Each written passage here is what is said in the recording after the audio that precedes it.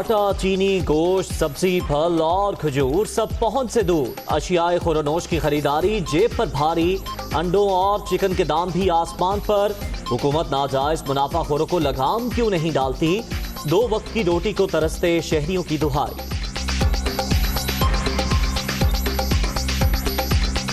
مہنگائی اپنے عروج پہ ہے، بڑھتی جا رہی، تنخواہیں تو نہیں بڑھ رہی، تنخواہ دار طبقہ بہت زیادہ پریشان اس معاملے میں۔ کتنے معاملات خراب ہو رہے ہیں کہ کوئی حد نہیں ہے۔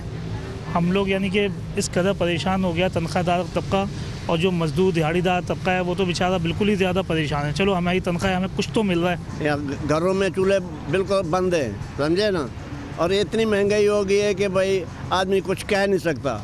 اب ہم جو ہے نا پریشان ہیں، مزدور لوگ ہیں۔ مہنگائی کے بارے تو سوچیے تو اس ٹائم روٹی نہیں پوری ہوتی عوام دی، ٹھیک ہے، گیس بھی مہنگا ہے، لون، مرچاں، گھیو، آٹا، ہر چیز مہنگی ہے۔ غریب آدمی 700-800 روپے دیہڑی کماندا، وہ 4 بچے پالنے پیندے نے، بہت مشکل بن جاتی ہے واسطے۔ مہنگائی تو بہت زیادہ ہو چکی ہے، غریب لوگ جو ہیں وہ بہت زیادہ تنگ ہو چکے ہیں۔ گورنمنٹ کو چاہیے کہ عوام کو ریلیف دے۔ بجلی بار بار مہنگی، خیبر پختونخوا میں صنعتکار پریشان کن صورتحال سے دوچار۔ حکومتی پالیسیوں کی وجہ سے صوبے میں صنعتیں تباہی کے دہانے پر، عالمی مارکیٹ میں مقابلہ کرنا مشکل ہو گیا، صنعتکار بے بس۔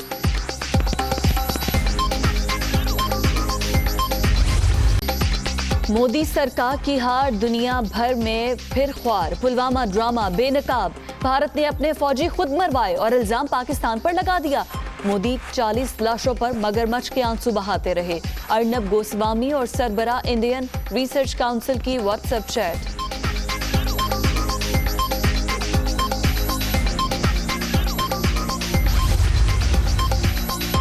مودی کی جانب سے بھارتی فوج کا سیاسی مفادات کے لیے استعمال۔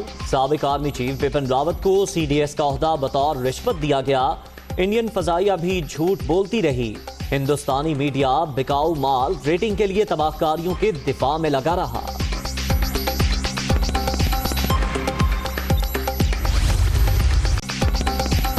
کورونا کی دوسری لہر، مزید 43 افراد جاں بحق، اب تک 10,951 اموات، 2,521 نئے مریض۔ مہلک وائرس سے اب تک 5,19,291 شہری متاثر، 34,701 ایکٹیو کیسز۔ PDM 19 جنوری کو الیکشن کمیشن کے سامنے بھرپور احتجاج کے لیے تیار۔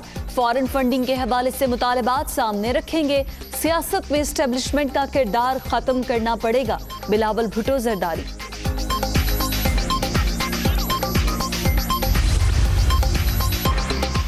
PDM کا غیر فطری اتحاد ختم ہو رہا ہے۔ ووٹ کو عزت دو کا کھوکھلا نعرہ، اپنی موت آپ مر چکا۔ حکومت کو اپوزیشن سے کوئی خطرہ نہیں، ترقی کے سفر میں روڑے اٹکانے والوں کو کچھ حاصل نہیں ہوگا، وزیر اعلیٰ Usman Buzdar.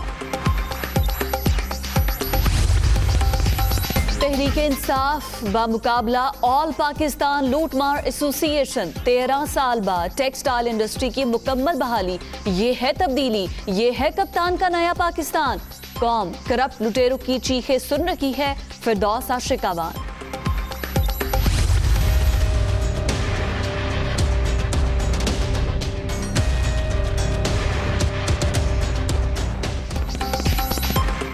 Saint election open ballot سے کرانے کا مشن، حکومت کو بڑا دھچکا۔ الیکشن کمیشن نے بھی صدارتی ریفرنس کی مخالفت کر دی۔ جواب سپریم کورٹ میں جمع، عدالت عظمیٰ اہم معاملے کی کل پھر سماعت کرے گی۔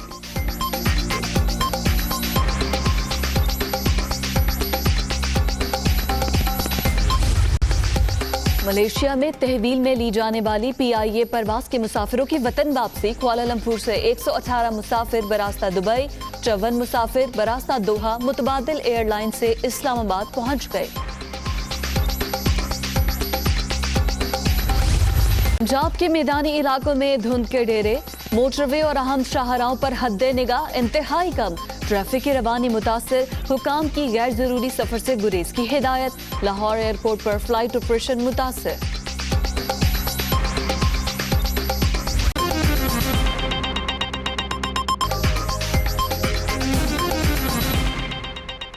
السلام علیکم، دنیا نیوز کے ساتھ میں ہوں عزیر عبدالستار اور میں ہوں آپ کے ساتھ فضا ریاض۔ ہیڈ لائنز آپ نے جان لی، خبروں کی تفصیلات اس بریک کے بعد۔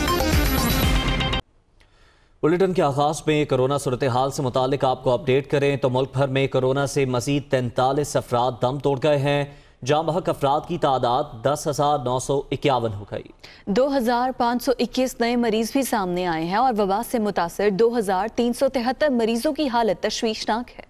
कोरोना की दूसरी लहर जारी, मजीद 43 अफराद मोहलिक वायरस से जाँ बहक हो गए। अमवात की कुल तादाद 10,951 हो गई। 2,521 अफराद में वायरस की तस्दीक से मरीजों की कुल तादाद 5,19,291 तक पहुँच गई, जबकि एक्टिव केसेस भी 34,701 तक पहुँच गए।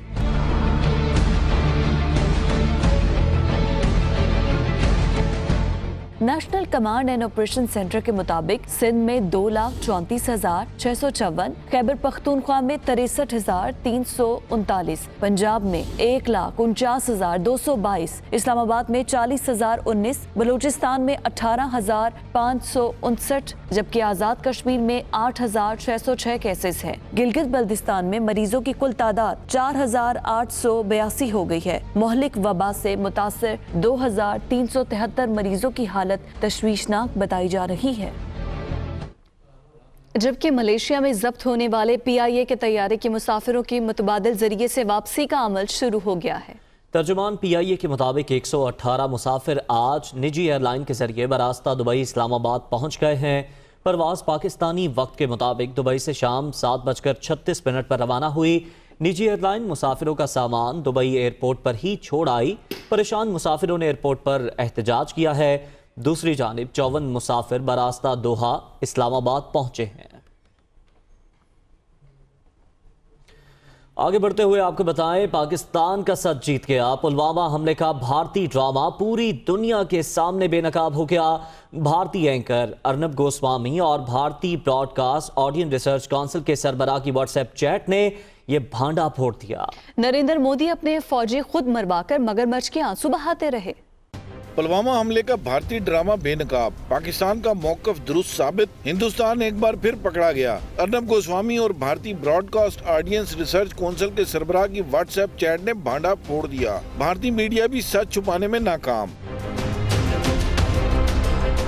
व्हाट्सएप चैट के मुताबिक अर्नब गोस्वामी को भारत में आला तरीन सतह पर होने वाले फैसलों का इल्म था। अर्नब गोस्वामी न सिर्फ बालाकोट पर हमले बल्कि आर्टिकल 370 के खात्मे से भी आगाह था। अर्नब गोस्वामी BARC के सरबराह के साथ मिलकर अपने चैनल की रेटिंग बढ़ाने पर काम करता रहा और 23 फरवरी 2019 को BARC सरबराह को पाकिस्तान के हवाले से बड़ी खबर की पेशगी इत्तला दी। गोस्वामी ने बताया कि पाकिस्तान के खिलाफ मामूल से बड़ी कार्रवाई होगी। उसे इल्म था कि कश्मीर में मामूल से हटकर कुछ बड़ा होने वाला है। बालाकोट हमले के बाद गोस्वामी ने BARC सरबराह को बताया कि मजीद कार्रवाई भी होगी।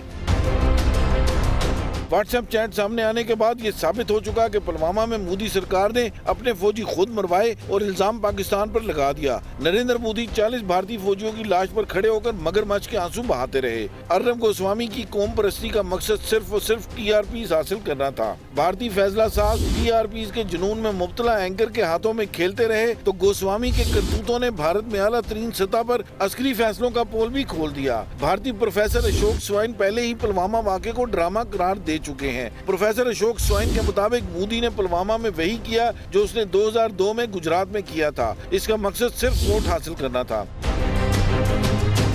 वाज़ेह है कि मस्खरा किस्म का भारतीय एंकर अर्नब गोस्वामी को 4 नवंबर 2020 को एक खातून और उसके बेटे की खुदकुशी के बाद गिरफ्तार किया गया था। अर्नब गोस्वामी ने इंटीरियर डिजाइनर के 83 लाख रुपए अदा करने थे। गोस्वामी की गिरफ्तारी के बाद भारतीय हुकूमत सरगर्म हो गई और सुप्रीम कोर्ट ने भी साथ दिया।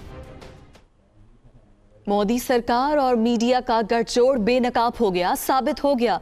नरेंद्र मोदी ने अपने सियासी फायदे के लिए भारतीय फौज और एयरफोर्स को भी इस्तेमाल किया। सियासी रिश्वत के तौर पर रिटायरमेंट के बाद साबिक भारतीय army chief general Bipin Rawat को चीफ ऑफ डिफेंस स्टाफ का नया ओहदा सौंपा गया। अर्नब गोस्वामी के व्हाट्सएप चैट ने साबित कर दिया कि मोदी ने भारतीय फौज को इस्तेमाल किया और सियासी रिश्वत के तौर पर रिटायरमेंट के बाद जनरल रावत को CDS का नया ओहदा सौंप दिया। भारतीय फदाइया भी मोदी के सियासी फायदे के लिए झूठ बोलती रही और इलेक्शन मुहिम का हिस्सा बनी रही। ये भी साबित हुआ कि भारतीय मीडिया को मोदी ने झूठ बोलने के लिए TRPs की रिश्वत देकर खरीदा और अर्नब गोस्वामी जैसे एंकर्स मोदी के इशारों पर नाचते रहे। भारत का गोदी मीडिया मोदी की तबाहकारियों का भी दिफा करता रहा। DGI اسفیان نے واضح کیا کہ جیت ہمیشہ سچ کی ہوتی ہے. مودی سرکار انسانی حقوق کی خلاف ورزیوں سے لے کر دہشت گردی, منی لانڈرنگ اور ڈس انفو مہم تک ہر جگہ بے نقاب ہو چکی ہے. یورپی یونین اور اقوام متحدہ مخالف مہم میں بھی مودی کو منہ کی کھانا پڑی. ترجمان پاک فوج نے کہا کہ وقت آ گیا کہ عالمی برادری بھارت کے اصل گھنونے چہرے کا نوٹس لے اور UNHCR اور EU ڈس انفو لیبز کی رپورٹس کی روشنی میں بھارت سے جواب طلبی کی جائے.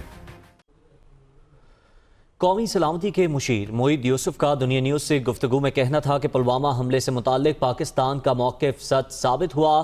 بھارت ایک ملک نہیں بلکہ مافیا اور بدمعاش ریاست ہے. مزید انہوں نے کہا کہ اب اس سے پوری دنیا کے سامنے بے نقاب کریں گے. ہندوستان کو دہشت گرد ممالک کے فہرست میں کھڑا کریں گے. EU ڈس انفو لیب کی انفارمیشن سامنے آئی, دنیا کو وہ نظر آیا. اب آپ کے سامنے یہ آیا. ہم یہ کب سے کہہ رہے ہیں کہ پلوامہ فالس فلیگ تھا, تو ہمیں اب حیران ہونے کی ضرورت نہیں ہے. اب ہمیں یہ تو بات معلوم ہے کہ یہ ایک مافیا ہے, یہ ایک ریاست نہیں ہے, یہ روگ سٹیٹ ہے. اب ہمیں کام اس چیز پہ کرنا ہے کہ اس کو اسٹیٹ اسپانسر آف ٹیررزم کی ریاستوں کی فہرست میں کھڑا کیا جائے, اس کو روگ ایکٹرز کی فہرست میں کھڑا کیا جائے, اس کو اقوام متحدہ کی اس فہرست میں شامل کیا جائے. وہ ممالک جن کی سارا وقت سرزنش ہونی چاہیے ان کے کرتوتوں کی وجہ سے. سچ ہمارے سائڈ پہ ہے, حق ہمارے سائڈ پہ ہے. اب میں آپ کو بار بار یہ بات سب کو کہہ رہا ہوں کہ Pakistan will be unapologetic. نہ تو ہم ڈریں گے نہ معافی مانگیں گے. جو ڈھونگ رچایا ہوا ہندوستان نے پچھلے 20 سال سے کہ جو دہشت گردی آتی ہے پاکستان سے, ہم تو دودھ سے دھلے ہوئے ہیں. اب سمجھ آ رہی ہے کہ اصل شکل اس ریاست کی ہے کیا. وہ ایک مافیا ہے, ریاست نہیں ہے. اور بلاول بھٹو زرداری کہتے ہیں کہ حکومت نے ہر صوبے کو تباہ کر دیا ہے. PDM کا مطالبہ ہے کہ وزیر اعظم مستعفی ہو جائیں. فارن فنڈنگ میں کن لوگوں سے پیسے لیے گئے 19 جنوری کو الیکشن کمیشن کے سامنے مطالبات رکھیں گے. چیئرمین پیپلز پارٹی کا کہنا تھا کہ اسٹیبلشمنٹ کا سیاست میں کردار ختم کرنا پڑے گا. مردم شماری کے معاملے میں متحدہ اور جماعت اسلامی کو ہوش نہیں آیا. ہر جگہ پہ, ہر فورم پہ وہ اس ملک کے عوام کے ساتھ زیادتی کر رہے ہیں. یہی وجہ ہے کہ پاکستان ڈیموکریٹک موومنٹ نے مطالبہ کیا ہے کہ ہمارا وزیر اعظم صاحب کو مستعفی ہونا چاہیے, استعفیٰ دینا چاہیے. پورا کا پورا پاکستان کا بلیک آؤٹ ہو جاتا ہے کہ ہمارا نیشنل سیکیورٹی کے لحاظ سے ایک بہت بڑا سوال یہ نشان ہے. آج تک یہ نااہل حکومت ہمیں جواب نہیں دے سکتا کہ یہ کیوں ہوا. یہ حکومت ہر سیکٹر کو تباہ کر رہا ہے. ٹرانسپیرنسی انٹرنیشنل ہے, وہ بھی کہتا ہے کہ پاکستان کی کرپٹ ترین حکومت تحریک انصاف کا حکومت رہا ہے. کون لوگ تھے, انہوں نے PTI کو کیوں پیسے دیے, اور کیا جب سے PTI حکومت میں آئی ہے انہوں نے ان لوگوں کو کوئی فائدہ پہنچایا ہے یا نہیں. 19 جنوری کو الیکشن کمیشن کے سامنے یہ مطالبات سامنے رکھیں گے. پارلیمان ہو یا عدالت ہو, وہ کسی قانون کے تحت ہم چاہیں گے کہ ہم وزیر اعظم کو ہٹائے. اس کو کامیاب بنانے کے لیے ہم نے اسٹیبلشمنٹ کا جو رول ہے سیاست میں, حکومتوں قائم کرنے میں اور ان حکومتوں کو چلانے میں, وہ ختم کرنا پڑے گا. سینسس کی بات ہے, ان کو تو ہوش ہی نہیں آیا, چاہے وہ MQM ہو, چاہے وہ PSP ہو, چاہے وہ جماعت اسلامی, ان کو پتہ ہی نہیں تھا. ہم تو آج سے نہیں نون لیگ کے دور سے احتجاج کر رہے ہیں. انفارچونیٹلی کراچی کا سو کال جماعت کی موجودگی میں اس کیبنٹ نے اپروو کر دیا